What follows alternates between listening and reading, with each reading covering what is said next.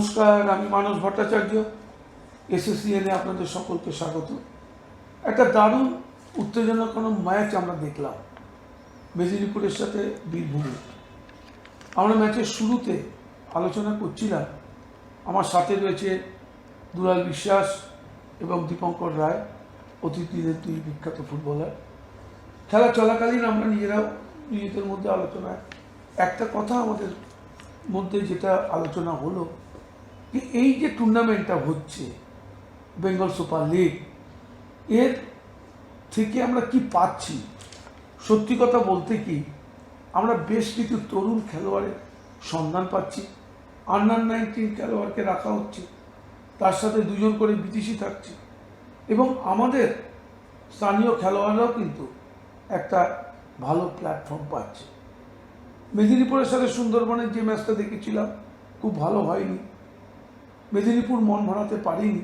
কিন্তু আজকে যে ম্যাচটা আমরা দেখলাম মেদিনীপুর এবং কোপা টাইগার্স বীরভূমের মধ্যে, সেটা কিন্তু দারুণ ম্যাচ হয়েছে। আমরা আলোচনা করব এটা নিয়ে। আমি প্রথমেই দুলালের কাছে যাব।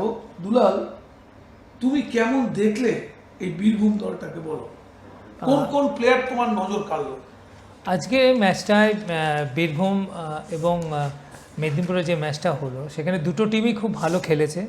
বিশেষ করে আমি যেটা বলছো মানুষরা, সেটা হচ্ছে বীরভূমের কারা নজর কাড়লো। আমার সবচেয়ে বেশি নজর কেড়েছে বীরভূমের গোলকিপার মান্যতা মণ্ডল। অসাধারণ কিছু গোল সেভ করেছে, এবং আন্ডার-19।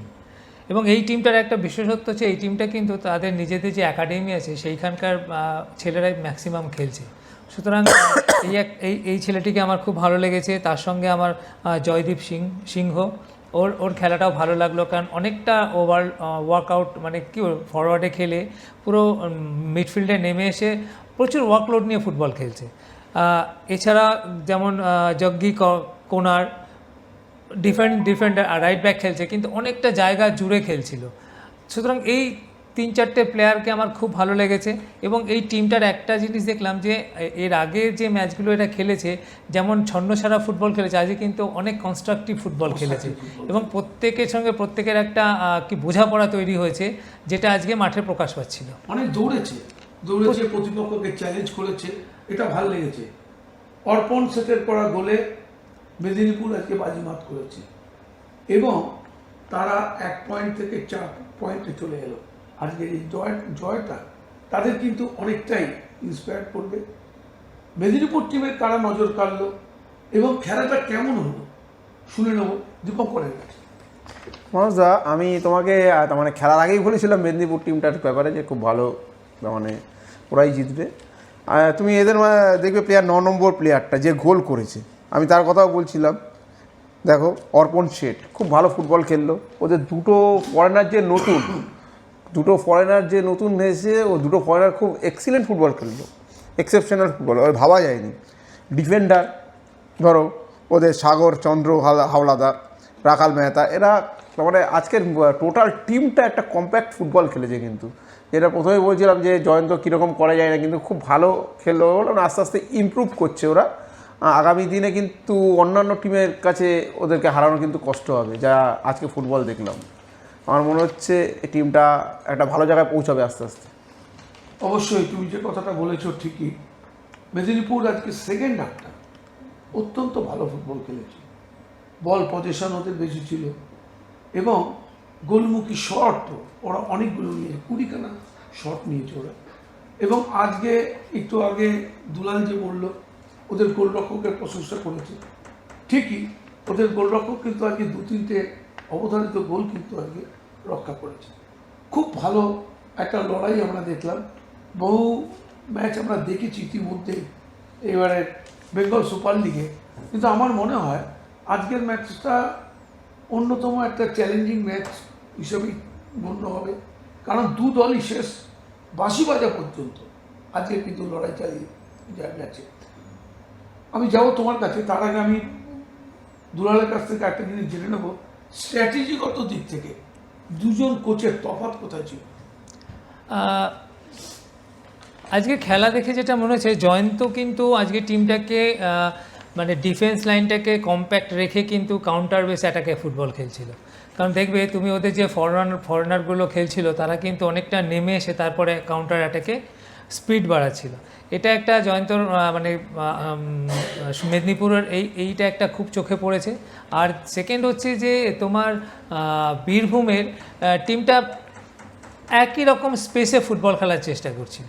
মানে ওরা বল পাচ্ছে, কুইক পাস করছে, দৌড়চ্ছে, মানে যত গতিতে আর কি যাওয়া যায় এটা চেষ্টা করছিল। এবং এই দুটো জিনিস আমি এই খেলার মধ্যে আপাতত দেখতে পেয়েছি। আর সত্যি কথা বলতে যে এই ম্যাচটা দুটো টিমের কাছেই খুব গুরুত্বপূর্ণ ছিল। তুমি দেখবে দুটো টিমের মধ্যে কিন্তু কাউন্টার অ্যাটাক কিন্তু খুব গতিতে হচ্ছিল। আর একটা জিনিস যেটা বিএসএলের যেটা সবচেয়ে বড় পাওনা সেটা হচ্ছে যে জুনিয়র প্লেয়ার তুলে আনা বা বাঙালি প্লেয়ারদের তুলে আনা, সেই জিনিসটা কিন্তু আমরা বিএসএলে দেখতে পাচ্ছি।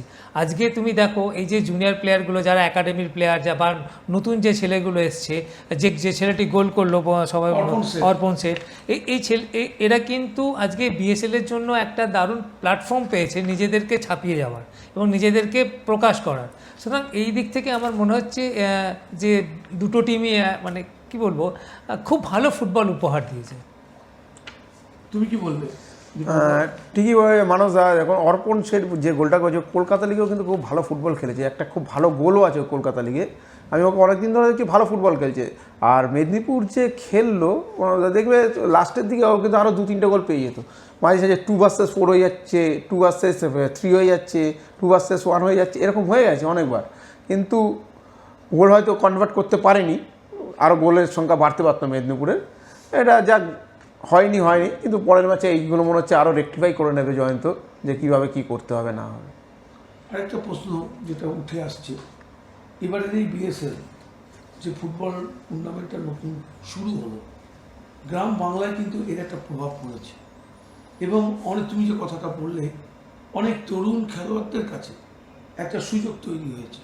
প্রথম বছর, আগামী কয়েক বছরের মধ্যে এটা কিন্তু আরও বেশি একটা ভালো মাত্রা পাবে। আমি এই জন্য বলছি, আন্ডার-19 খেলোয়াড়দের উপর জোর দেওয়া হয়েছে, তাদের রাখতেই হবে।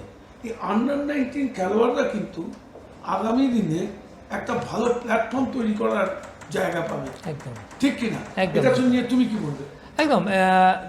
বিএসএলের যে আমি প্রথমেই বললাম, বিএসএলের যে উদ্দেশ্য সেটা হচ্ছে গ্রাম বাংলার থেকে যে সমস্ত প্রতিভা লুকে আছে তাদেরকে টেনে তুলে আনা। সেই দিক থেকে কিন্তু এখনও অবধি যা আমরা দেখছি তাতে কিন্তু অনেক নতুন নতুন মুখ আমরা দেখতে পাচ্ছি, যারা কলকাতা লিগে খেলেনি এরকম কিছু ছেলে কিন্তু বিএসএলে খেলছে। সুতরাং এই যে প্রচেষ্টা বা এই যে লিগটা শুরু হয়েছে, এই লিগটা কিন্তু সারা বাংলায় একটা বিশাল একটা সাড়া জাগিয়েছে। মানে প্রত্যেকটা মানুষের মধ্যে কিন্তু এখন এই বিএসএল নিয়ে ভীষণ কৌতূহল। সুতরাং সেই জায়গাটায় আমার মনে হয় আগামী দিনে এই বিএসএল আরও অনেক বৃহৎ আকার ধারণ করবে। কারণ এখানে প্রথম বছরেই যদি এই ধরনের খেলা আমরা দেখতে পাই বা এত প্লেয়ারকে আমরা যদি তুলে আনতে পারি, আগামী দিনে আরও বিএসএল কোথায় যাবে আমার মানে বলার অপেক্ষা রাখে না। অনেক ধন্যবাদ তোমাকে এবং দীপঙ্করকে, তোমাদের খুব ভালো মতামত আমরা পেলাম। সত্যি নতুন খেলোয়াড়দের তুলে আনার ক্ষেত্রে বিএসএল একটা বড় প্ল্যাটফর্ম তৈরি হতে যাচ্ছে। তো আমি আশা করব আগামী দিনে এই মেদিনীপুর এবং বীরভূম তারা অন্য খেলাগুলোকে আরও ভালো জায়গায় নিয়ে যাবে এবং এই টুর্নামেন্টে প্রথম 4-এ জায়গা করে নেওয়ার জন্য তারা চেষ্টা চালাবে। অনেক ধন্যবাদ তোমাদের দুজনকে। আমাদের অনুষ্ঠান এখানে শেষ করি।